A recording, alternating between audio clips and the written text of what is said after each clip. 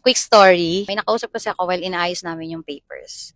Kanina lang, sa sales manager. Tapos, nung nalaman niya na VA ako, sabi niya, Ma'am, ang galing mo naman. Ganun na ganun yung pagkakasabi niya. Then, she shared her story. So, in short mga mi, gusto niya talagang maging VA. Pero, instead na maghanap ng direct client, nag-apply siya as a call center agent. Kasi guys, feeling niya, hindi siya fluent sa English. Sabi ko, hindi ka naman i-judge nun. Then, she applied for 2 companies. Both nakaabot siya ng final interview. Pero, hindi siya pumasa. Sa isip-isip ko, bakit? Like, bakit sobrang aga? Sobrang aga niya mag-quit. Feeling ko kaya naman niya, but she stopped too early. So, mga mi, if nasa BPO ka ngayon and you want to be a VA, ang laki ng edge mo in this industry. Kasi you already have communication skills. Pero, skills alone won't change your life. You need the courage to try ng paulit-ulit.